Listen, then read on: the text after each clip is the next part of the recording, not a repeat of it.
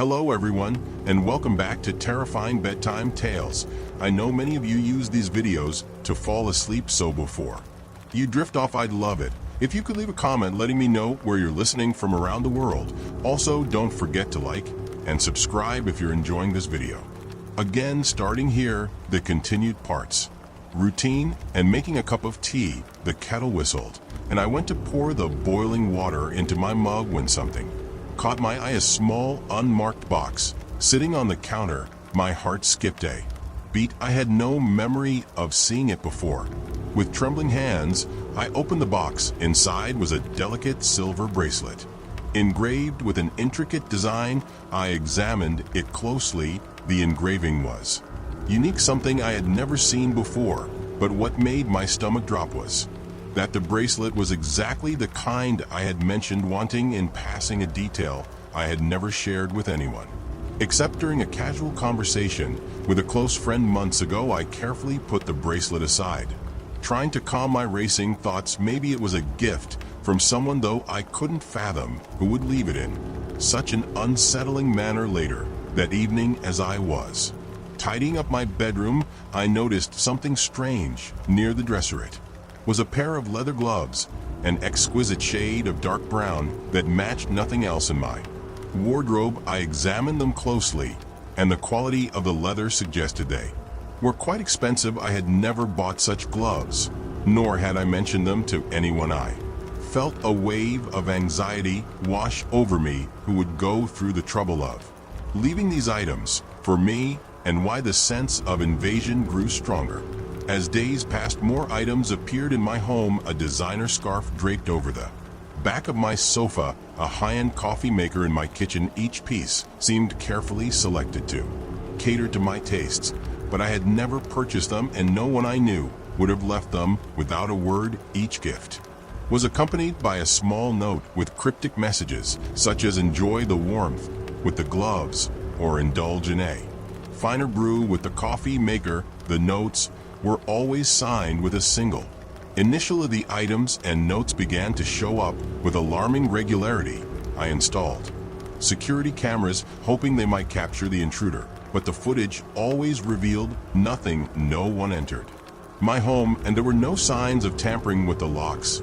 It was as if the items appeared by magic, leaving me feeling increasingly paranoid and violated. I decided to take action and contacted the police. The officers who arrived took my report seriously, but were unable to provide immediate help. They assured me they would investigate, but warned that without concrete evidence, it was challenging to trace the source of the mysterious deliveries. They advised me to be cautious and document everything. I took their advice and meticulously logged each item and note, hoping it would provide some clue to the identity of the sender. One night, as I sat in my living room reviewing the logs, I received another call from the now familiar number. My hands shook as I answered. "Hello," I said, trying to keep my voice steady. This time there was a different voice on the other end. It was calm and unnervingly pleasant. "Good evening," the voice said. "I trust you're enjoying the gifts." I felt a chill run down my spine. "Who are you? What do you want from me?" the voice responded with a hint of amusement. "I'm merely a friend who wishes to see you happy. You have such refined tastes, and I want to ensure you have the best. If you want to discuss things further, we can arrange a meeting. Until then, enjoy the surprises." The line went dead, leaving me with a mix of anger and fear. I felt trapped in a twisted game where I was both the spectator and the pawn. The police had not made any headway, and each new item made me question my own sanity. Determined to uncover the truth, I decided to confront this situation directly. I began to research the sender patterns and any clues in the items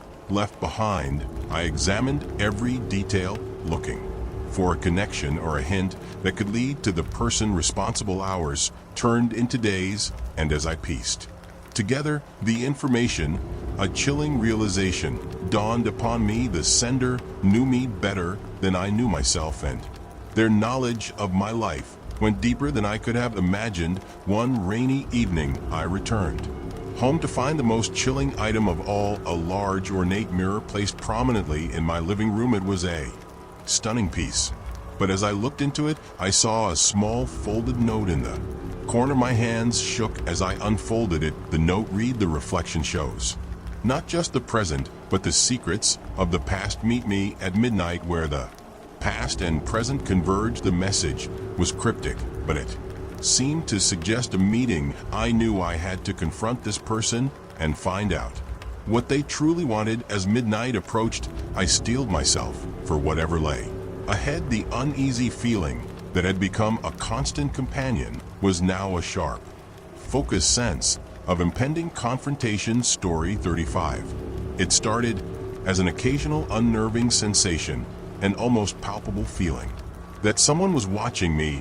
I'd catch glimpses of movement through my peripheral vision while going about my daily routines, but when I turned to check, nothing would be there. It wasn't until the morning of my daughter's 7th birthday that my unease took a more concrete form. We had planned a modest celebration in our backyard, complete with a makeshift play area, balloons, and a cake decorated with her favorite cartoon characters. As I stood by the window finalizing some last-minute preparations, I noticed him again, the man from next door. He was peering through his window, his gaze fixed intently on our backyard. This time his scrutiny felt different. It was less passive observation and more like a focused, almost intrusive inspection. My husband Alex and I had moved into this suburban neighborhood 3 years ago. Our neighbor, Mr. Thompson, was an elderly gentleman whose presence was as enigmatic as his house. It was an old, weather-beaten structure that seemed to be in a perpetual state of disrepair. We had exchanged pleasantries a few times, but beyond that, he was a mystery. As the party got underway, I noticed Mr. Thompson still watching, his face barely visible through the narrow slit in his blinds. I tried to ignore it, attributing his behavior to mere curiosity or perhaps loneliness. But as the days went on, his habit grew more pronounced. Whenever I'd go out, I'd catch him watching from his window, and it was beginning to bother me. Finally, I decided to confront him. It was a crisp autumn afternoon when I knocked on his door, my heart pounding with a mix of apprehension and determination. After a few moments, the door creaked open, and there he stood, a gaunt figure with piercing blue eyes and a furrowed brow. His gray hair was neatly combed, and his clothes seemed impeccably clean, though the house behind him was cluttered and dimly lit. "Mr. Thompson," I began, trying to keep my voice steady, "I've noticed you've been looking at our house quite a bit lately. Is everything all right?" His eyes narrowed slightly, but he maintained a calm demeanor. "Oh, I'm sorry if I've been a bother. I've just been observing, I repeated, trying to mask my discomfort. "Yes," he said slowly, his gaze drifting over to the side as if he were searching for the right words. "You see, I've always had a keen interest in the people around me." The conversation took a disconcerting turn when Mr. Thompson began to recount details about our lives that he had no conceivable way of knowing. He spoke of Alex's work schedule, our recent struggles with home repairs, and even our daughter's recent bout with the flu. My heart raced as he mentioned things like the family discussions we had in private in our planned vacation. "How do you know all this?" I asked, my voice barely above a whisper. "Have you been spying on us?" Mr. Thompson's demeanor remained unchanged, though there was a fleeting glint of something inscrutable in his eyes. "Not spying," he said carefully, "just observing. I find it helps me stay connected to the world." I was unsettled, but also intrigued. "You know, it's not normal to watch people so closely. It feels invasive." He nodded, a shadow of what could have been regret crossing his face. "I understand. I never intended to make you uncomfortable. I suppose I've been more involved than I should have been." As he spoke, I couldn't help but notice how his eyes seemed to follow me with an unsettling intensity. One thanked him for his time and left my mind racing with questions and fears. In the following days, I tried to ignore Mr. Thompson's behavior, but it was impossible to shake the sense of violation. I began to question my own perceptions. wondering if perhaps I had misinterpreted his actions. But then, on an evening when the sky was painted with hues of orange and pink, I saw him again. This time he was not just watching, but scribbling notes into a small, worn notebook. That evening I decided to speak with the local authorities. A kind officer visited Mr. Thompson's house, but he found nothing out of the ordinary, just the usual clutter and a few stacks of old newspapers. The officer assured me that Mr. Thompson's behavior, while odd, did not appear to be illegal. Despite this, I couldn't rid myself of the feeling that something was fundamentally wrong. The man next door had become more than a peculiar neighbor.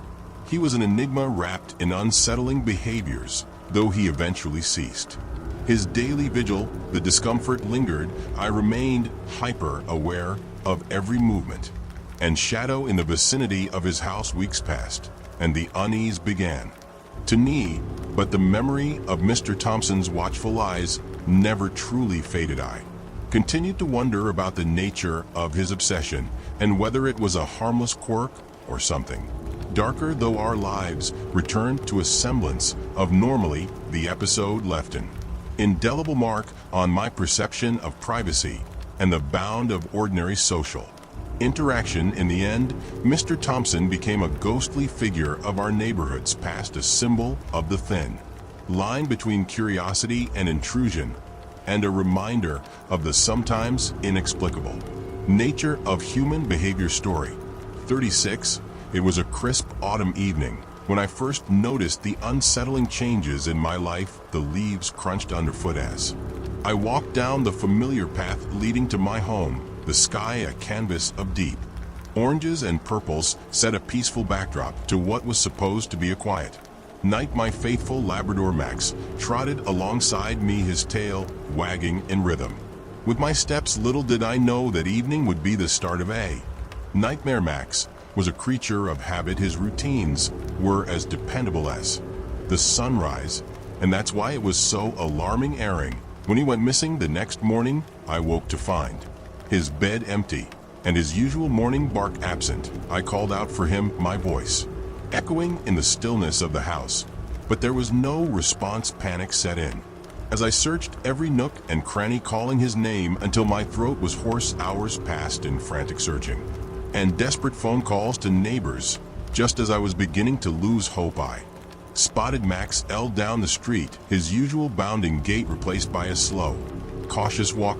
I rushed to him, relief washing over me as I bent to pet him. But then I noticed something strange. Max wore a new collar, a thick leather band with a brass nameplate. It was a far cry from the simple faded red collar he usually wore. I reached for it, curiosity mingling with concern. The collar was fitted snugly around his neck, but it wasn't the collar that alarmed me. It was the note attached to it, carefully rolled and secured with a thin strip of twine. With trembling hands, I unrolled the note. The writing was uneven, as though penned by someone who was either in a hurry or deeply distressed. It read, I have seen what you have chosen to ignore. Your home is not as safe as you think. Be wary of the secret buried beneath your comfortable life. My heart raced as I stared at the cryptic message. The note suggested a hidden danger. I hadn't considered what secrets could be hidden in my home, and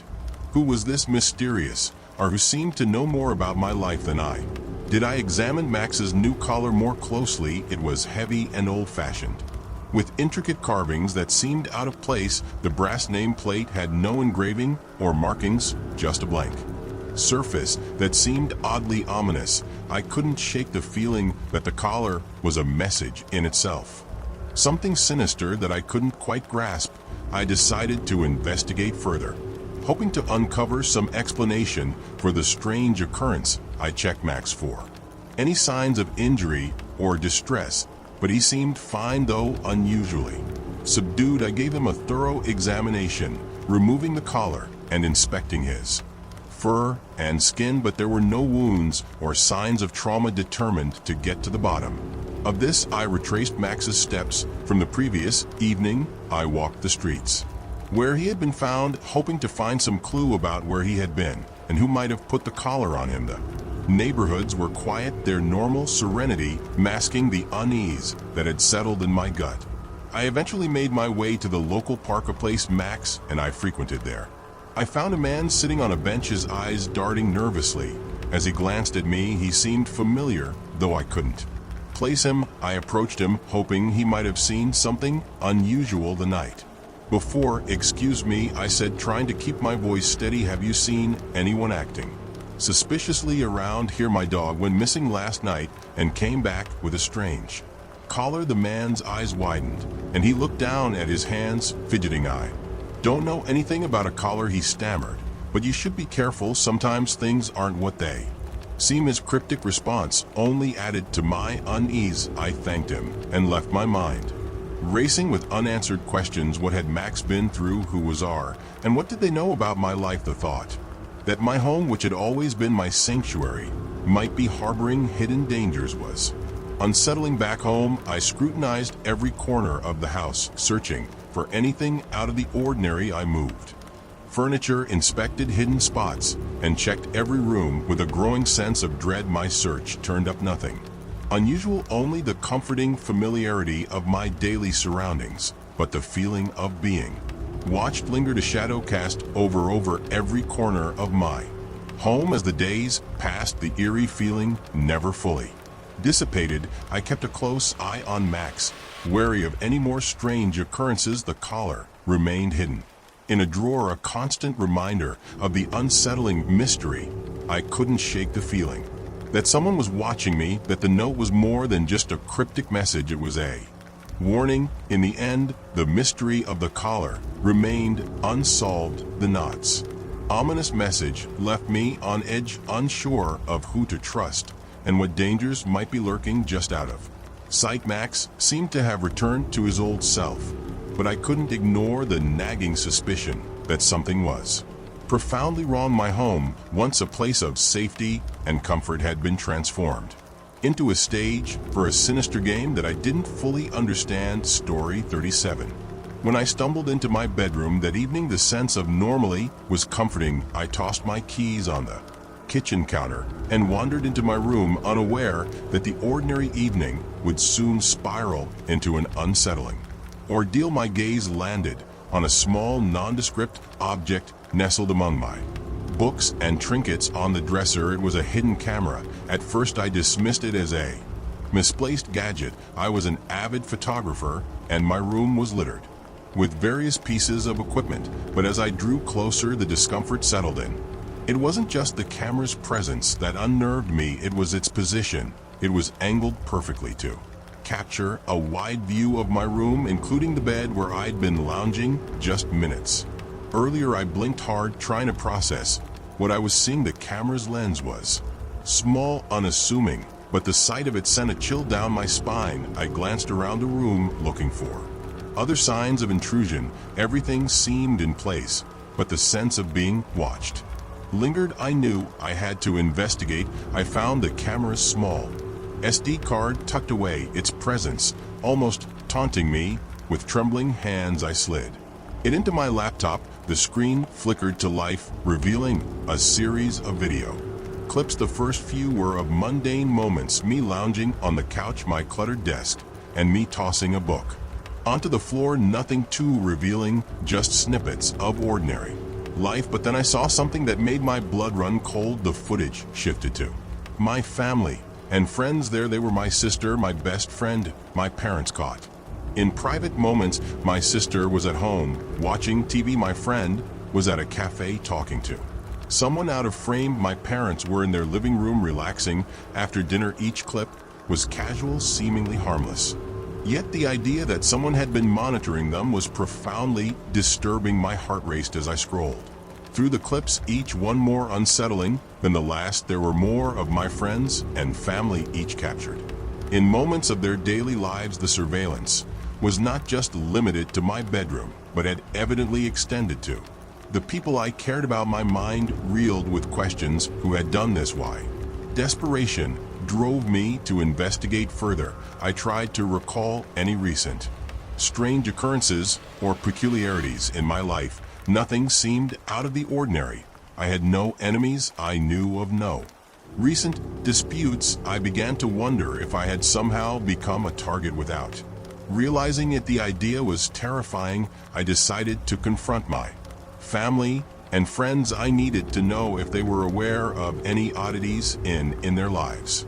As I dialed my sister's number, my fingers trembled. The call would streak to voicemail, a cue that she might be busy. I tried my friend and then my parents, but the result was the same. They were either unreachable or preoccupied.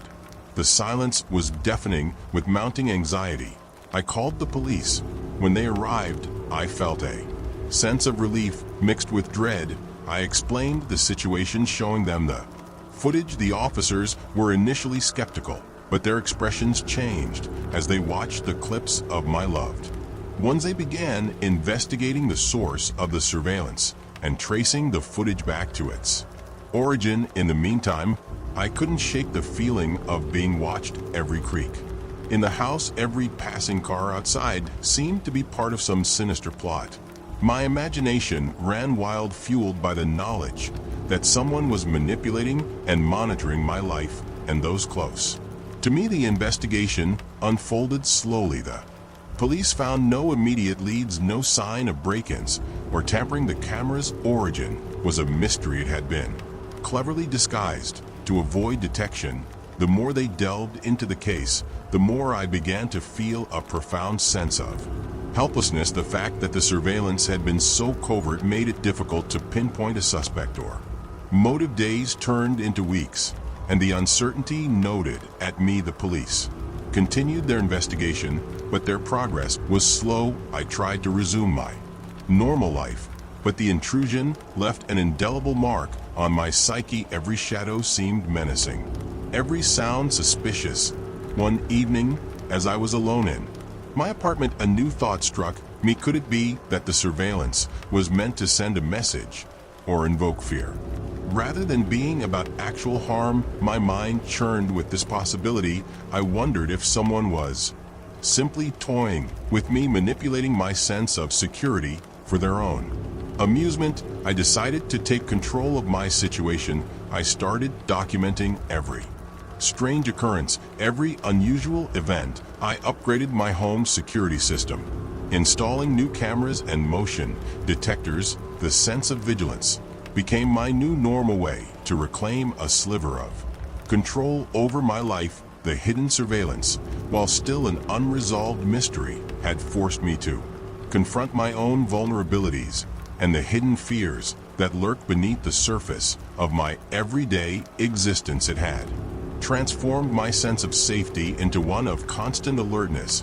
Yet in the midst of uncertainty, I resolved to face the challenge, hidden, determined not to let fear dictate my life. The investigation eventually grew cold, but the knowledge that someone had invaded my privacy, and possibly that of those I loved, remained a haunting reality. It was a reminder that security was fragile, and vigilance, though never absolute, was an essential part of safeguarding what truly mattered. Story 38. The sun was setting behind the distant hills. As I trudged through the overgrown trail, my breath came in short, heavy bursts, and the forest seemed to close in around me. It had been months since I'd taken any time off work, and I needed this hike to clear my head. The demands of my job were relentless, and the stress was beginning to gnaw at me. Little did I know this hike would become an ordeal that would test my sanity and my very sense of reality.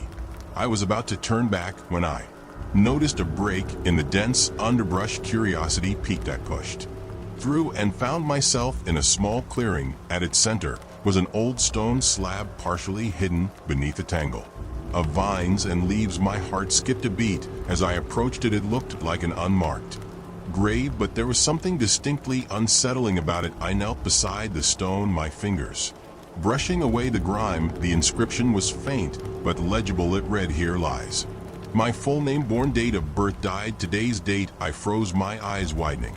The stone was etched with my full name and today's date, exactly the day I had come across it. The cold shiver ran down my spine. I scanned the clearing nervously, half expecting someone or something to leap out from the shadows. But there was nothing, just the creeping sensation of dread that seemed to crawl beneath my skin. My mind raced as I stood up, wiping my hands on my pants. What kind of sick joke was this? I pulled out my phone and snapped a few pictures of the stone. As I made my way back down the trail, my thoughts were a whirlwind of anxiety and confusion. Who would do something like this? And why? When I arrived home, I tried to shake off the unsettling encounter, attributing it to my overactive imagination, but sleep eluded me that night. Every creak of the house, every whisper of the wind outside seemed to carry an ominous tone. I lay awake staring at the ceiling, the inscription on the stone echoing in my mind. The next morning, I decided to investigate. I called the local historical society to see if they knew anything about the stone or the grave. The woman on the other end of the line was polite but unhelpful. She said that while the area was old, there were no records of any grave matching my description. I spent the next few days researching local history in graveyards, but my inquiries yielded no results. It was as if the grave had been deliberately erased from history. Frustrated, I reached out to a private investigator, hoping that someone with more experience could shed light on the mystery. The investigator, a grizzled man named Jim, took the case with a skeptical attitude. He started by looking into local records and interviewing people who might have knowledge of the area. Days turned into weeks, and still there were no leads. Then one evening, while I was sifting through the photos I had taken of the grave, I noticed something strange. In one of the pictures, the stone seemed to be slightly different from when I first saw it. It was as if it had subtly changed between shots. I showed the photo to Jim, who agreed that something wasn't right. Jim suggested we revisit the site under the pretense of a casual hike. We ventured back to the clearing. When we arrived, the grave was gone. In its place was an ordinary patch of grass. I felt a wave of panic wash over me. What the hell is going on? I muttered, my voice barely above a whisper. Jim's face was grim as he examined the area. I don't know, he said, shaking his head, but this isn't right. It's like it was never here. They turned into weeks, and this sensation of being watched intensified. I couldn't shake the feeling that someone or something was orchestrating my demise. My dreams were haunted by visions of the grave, and every time I tried to go about my daily life, the sense of impending doom loomed over me. One night, as I was lying in bed, my phone buzzed with a new message. It was from an unknown number, and the message read, "The stone wasn't just a warning, it's part of a bigger plan. Watch your back." My heart raced as I stared at the screen, paralyzed with fear. The sender was unknown, and there were no other clues to indicate who might be behind it. Desperate, I contacted Jim again. He suggested a different approach, setting up cameras around my home and keeping a log of any unusual activity. I agreed, though the idea of being constantly monitored felt intrusive. The days passed, and the feeling of being followed persisted. Despite the surveillance, nothing concrete ever showed up on the footage. It was as if the cameras themselves were somehow being manipulated. The sense of paranoia grew stronger, and I found myself second-guessing every noise, every shadow. Then one fateful evening, as I was reviewing the camera footage, something extraordinary happened. The footage revealed a shadowy figure approaching my house late at night. The figure seemed to be carrying something that looked disturbingly similar to the stone from the grave. But before I could get a clear look, the footage cut out, leaving only static. That was the last straw. My fear was now palpable, and I felt like a puppet being controlled by unseen strings. I made the decision to leave town for a while, hoping that distance might provide some relief. As I packed my bags, I couldn't help but glance back at my home one last time. I knew that the mystery of the grave and the ominous messages might never be solved, but the experience had changed me. The fear of the unknown had consumed my life, and I could only hope that by stepping away, I might find some semblance of peace. As I drove away, the road ahead seemed to stretch on forever. I didn't know what awaited me, but I was determined to reclaim my life from the shadow that had held over me. Story 39. The notification popped up on my phone. A friend request from someone named Jessica Mitchell. I didn't recognize the name, but I had recently moved to a new city and had been trying to expand my social circle. I hesitated for a moment, my thumb hovering over the accept button. Curiosity won out. I tapped it and watched as the request transformed into a new connection. Almost immediately, a message from Jessica appeared in my inbox. The tone was friendly, almost too friendly for someone I didn't know. Her message read, "Hey, thanks for accepting my friend request. I've been wanting to reach out and get to know you better. I hope you're settling in well." I responded with a polite but cautious message, introducing myself and thanking her for the welcome. The conversation started off normally enough. We talked about mutual interest, the local scene, and the challenges of moving to a new place. Jessica seemed personable and genuinely interested in my life, which was a relief considering my recent experiences with moving and trying to find a sense of belonging in the city. As the days went on, however, the messages began to take on a more personal tone. Jessica asked about my family, my hobbies, and even about the new house I had just bought. I answered as honestly as I could, hoping that this was just a typical exchange of friendly conversation. But then things took a strange turn. One evening, as I was scrolling through my feed, I received a new message from Jessica. This time it included a photograph of my living room. My heart skipped a beat. The image was clear and the decor was unmistakably my own. The photograph was taken from an angle that suggested someone had been standing in my house. The caption read, "Looks like you've settled, and nicely. I love the new couch." I stared at the photo, my mind racing. I hadn't shared any pictures of my living room on social media, nor had I told Jessica much about my house's interior. I quickly typed a reply asking where she had gotten the photo. Her response came swiftly, "Oh, don't worry about it. I just wanted to say hi and let you know I'm thinking of you. Is everything okay?" On can settled in my stomach. I tried to brush off the incident, attributing it to a strange coincidence or a prank. But then a few days later, I received another message. This time it was a photo of my kitchen taken from a different angle, showing the dishes I had left on the counter. The caption was similar, "Hope you're enjoying the new kitchen. I noticed you're still unpacking. Need any help?" I was disturbed. This was no longer just an innocent message from a friendly acquaintance. I was being watched. I questioned Jessica directly, but her responses were evasive and dismissive. She claimed that she had a friend who worked in a photography studio and that the photos must have been sent to her by mistake. She assured me it was all just a misunderstanding. Despite her assurances, I couldn't shake the feeling of being invaded. I decided to investigate further. I began to scrutinize my surroundings and security measures. The house had been equipped with a security system, but there was no sign of tampering. I even spoke to my neighbors, asking if they had seen anyone unusual hanging around. No one reported anything out of the ordinary.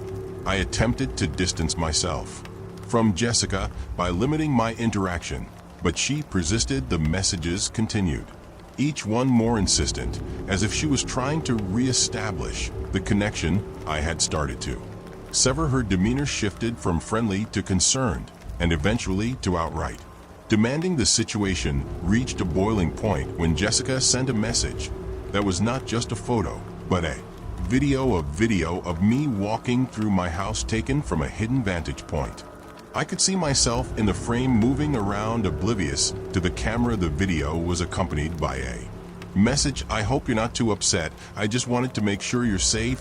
I know how lonely moving to a new place can be." At this point, I was no longer dealing with a harmless stranger. My sense of security had been shattered. I reported the situation to the local authorities. The police took my complaint seriously and conducted a thorough investigation. They traced the IP address associated with Jessica's account, but found no concrete leads. It seemed that Jessica's digital footprint was meticulously covered. The investigation dragged on, leaving me feeling increasingly vulnerable in my own home. I took extra precautions, installed additional security cameras, and even hired a private security firm to patrol the area. Life became a daily routine of heightened awareness and constant vigilance. One evening, after weeks of silence, I received an unexpected message from Jessica. It was an apology, a long, rambling explanation about how she had acted out of a misguided sense of friendship and loneliness. She claimed she had never intended to harm me, and that she had been dealing with her own issues that led her to act inappropriately. Her words did little to quell my anxiety or restore my trust. One blocked her account and made a firm decision to move forward, focusing on rebuilding my sense of security and comfort in my home. The experience had left its mark, but I was determined not to let it define my new life in the city. Story 40. I had always prided myself on being an adaptable person. Moving to a new city for a job had been a leap, but when I found an affordable apartment with a friendly roommate, I thought I'd landed. On my feet, the apartment was cozy, situated in a quiet neighborhood, and my new roommate, Alex, seemed like a pleasant enough guy. He was quiet, but courteous, always with a faint, enigmatic smile. We got along well enough, but there was one thing that noted at me: an old wooden drawer in the corner of Alex's room, always locked and never discussed. For the first few weeks, I tried to ignore my curiosity. I had always believed in respecting others' privacy, and it felt wrong to pry. However, as time went on, I began to notice peculiarities. Alex seemed unusually interested in my daily routines, asking detailed questions about my plans, and often disappearing during times he claimed were busy with work or appointments. I started to wonder what he was hiding. One evening, while Alex was out, I found myself alone in the apartment with the drawers staring at me from across the hall. I tried to focus on my own tasks, but the curiosity grew too strong. I convinced myself it was harmless to take a look, perhaps just to understand Alex better, or maybe just to satisfy my nagging curiosity. I began by searching for the key. The apartment had a few old cabinets and drawers, and I methodically went through them, looking for anything that might fit the lock on Alex's drawer. It wasn't long before I found a small rusty key hidden in an old box labeled miscellaneous. It looked like it hadn't been touched in years, which only fueled my desire to see what it unlocked. With trembling hands, I inserted the key into the lock. The mechanism clicked, and I opened the drawer slowly, the hinges creaking in protest. Inside, the drawer was filled with an assortment of items that immediately made my heart race. There were several large manila envelopes, each containing a collection of photographs and detailed notes. The photographs were unsettling. They showed me in various locations around the apartment and even outside. Each image was taken without my knowledge, capturing mundane moments: reading on the couch, cooking in the kitchen, walking to my car, and more. But the most disturbing part was that some of the photos were close-ups of my face, my expression frozen in a mix of concentration and confusion. The notes were even more chilling. They were meticulous, documenting my daily routines in minute detail.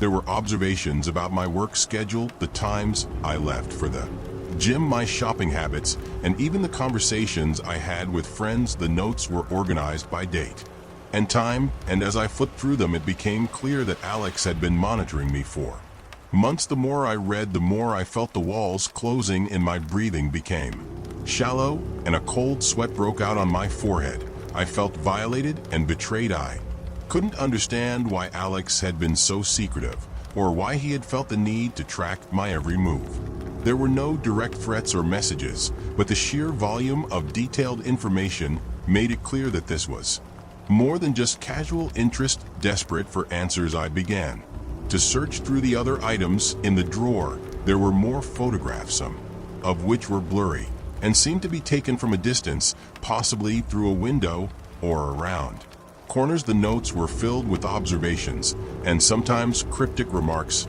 like "meeting tomorrow, be sure to check details," and "she seems to be getting suspicious." I was about to close the drawer when I noticed a small journal wedged in the back. It was leather-bound and looked worn. I flipped it open and began to read. The entries revealed a disturbing pattern. Alex had been fixated on me for a long time. He wrote about his fascination with my life, his attempts to understand my daily routines, and his growing unease about our interactions, it was clear that he had developed an obsession. And the journal detailed his inner turmoil and his attempts to remain inconspicuous. As I read, I felt a mix of anger and fear I knew I had to confront Alex, but I was unsure how if he had been keeping such detailed records about me. Who knew how he would react to being discovered? I couldn't simply confront him without a plan. When Alex returned that evening, I acted as if nothing was amiss. I waited for a few hours, rehearsing what I would say and how I would approach the situation. Finally, when I couldn't delay any longer, I decided to talk to him. Alex, can we talk? I asked as he settled on the couch. His eyes met mine, and for a brief moment I saw a flicker of something.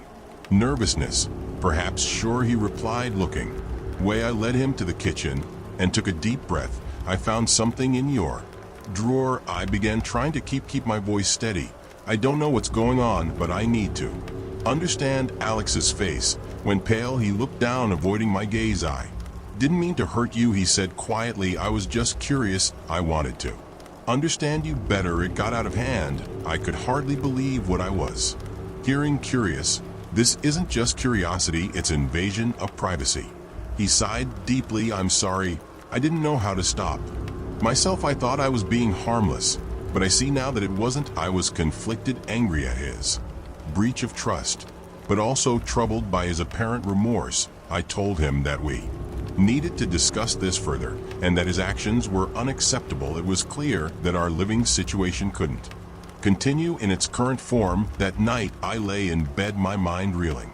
The trust ID placed in Alex had been shattered, and the security of my home felt compromised. I knew I had to take steps to ensure my safety and privacy moving forward, and as I lay awake, I couldn't shake the feeling that no matter how much I tried to understand Alex's motivations, some boundaries had been crossed that could never be repaired. Story 41. It started on a quiet Wednesday night. I had spent the evening at home, catching up on some work and unwinding with a book. Before heading to bed, I remember setting my alarm for the next morning and turning off the lights. Everything was routine. Nothing seemed out of the ordinary. Yet when I woke up, the world felt strangely disorienting. I opened my eyes to find myself in a room that was entirely unfamiliar. It was sparsely furnished with white walls and a single window covered by faded blinds. The room smelled faintly of disinfectant. I glanced around, confused,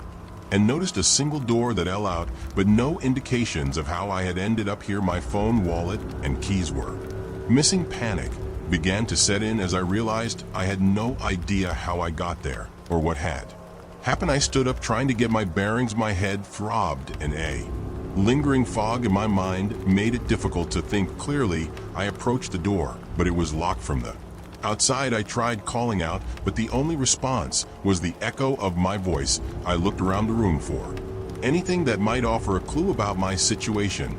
On a small table near the bed, there was a notebook with a pen. I picked it up, hoping to jot down some thoughts, but it was already filled with notes. As I flipped through the pages, I realized they contained a detailed account of my daily activities over the past few weeks, almost like a journal chronicling my movements. The notes included comments on my habits, my likes and dislikes, even mundane details like what kind of coffee I preferred. The entries were unnervingly accurate, but they had been written in a disjointed, almost obsessive manner. I felt a chill run down my spine. Was someone tracking me? Was I being watched? After what felt like hours, I heard the sound of the door unlocking. A man in a white lab coat entered the room.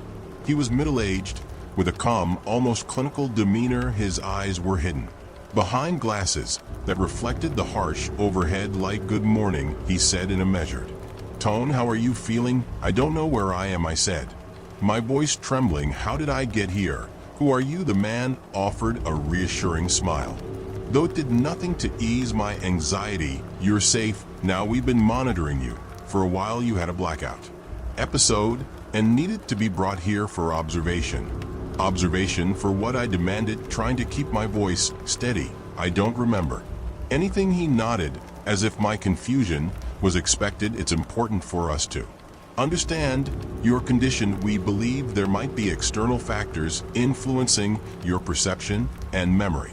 You've been under a lot of stress lately, and we need to ensure there are no underlying issues. I stared at him, incredulous. External factors? What are you talking about? This doesn't make any sense. Before he could respond, he pulled out a small device from his pocket and showed it to me. It looked like a miniaturized recording device. This is a tool we use to monitor the environment. We'll be conducting some tests, and it's important for you to remain calm. The man left, and I was left alone again. My mind raced as I tried to piece together the situation. How had I ended up here?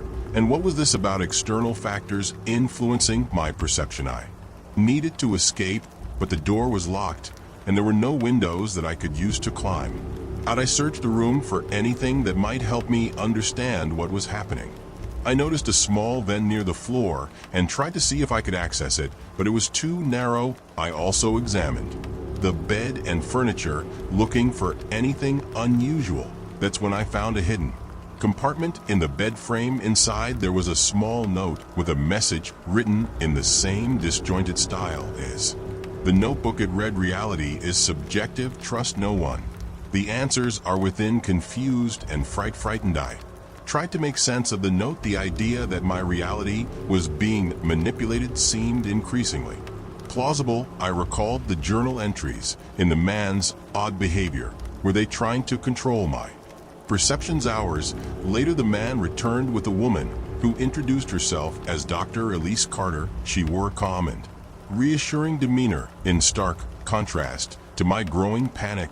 "I'm here to help you," she said. "I need you to answer a few questions." Dr. Carter's questions were probing and personal, delving into my recent experiences in state of mind. She seemed genuinely concerned, but avoided answering my questions about my current situation or how I had ended up in this place. I noticed a change in the way she spoke, her tone shifting subtly, as if she was trying to manipulate my responses. It was as if she was guiding me to a certain conclusion, steering the conversation in a direction that suited her agenda. I began to feel like I was being tested, my responses used to gauge how much they had influenced my perception. After what felt like an eternity, Dr. Carter left the room, and I was left alone again. I couldn't shake the feeling that the entire situation was designed to make me question my own sanity. The notes, the journal, the devices. It all seemed like an elaborate scheme to manipulate my perceptions. Finally, had decided to take matters into my own hands. I used the pen from the notebook to carefully pry open the lock on the door. It took some time, but I managed to escape the room. I found myself in a sterile corridor with no clear indication of where I was. I made my way down the hall, searching for an exit, determined to uncover the truth behind my mysterious captivity.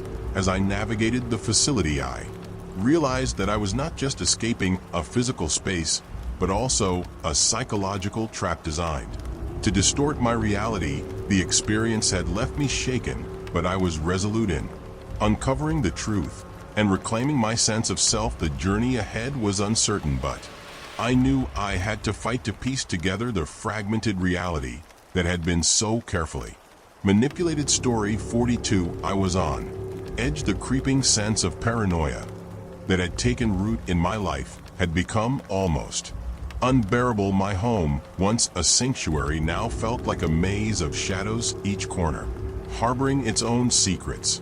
It had been weeks since Greg Thompson disappeared, and despite my investigation, I felt no closer to unraveling the mystery.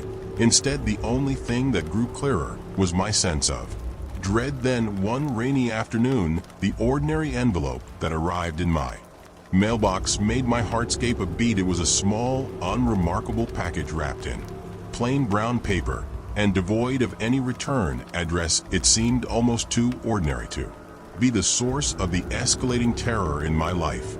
Yet the absence of a return address and the timing made it all the more ominous. I took the package inside, my fingers trembling as I untapped it. Inside was a small black box. My hands were unsteady as I opened it to reveal a single unmarked DVD. A shiver ran down my Spine, I had no idea what was on it or who had sent it with mounting. Apprehension, I inserted the DVD into my player and sat back, my eyes glued to the screen. The video began with static, then gradually cleared to reveal the interior of my own home. My heart pounded as I saw myself sitting on the couch in my living room reading a book. The footage was dated a few days prior, and it was as if someone had been a silent, invisible observer. The camera angle shifted, showing various rooms in my house, my kitchen, bedroom, and even the hallway, where I often felt the presence of someone watching me. I watched in growing horror as the video continued. There was no sound, just the disturbing images of my private life laid bare. The camera had captured my mundane activities with an unsettling precision, making breakfast, pacing around in anxious thoughts, and even moments of vulnerability when I thought I was alone. I stopped the video and replayed it, scrutinizing every detail. The footage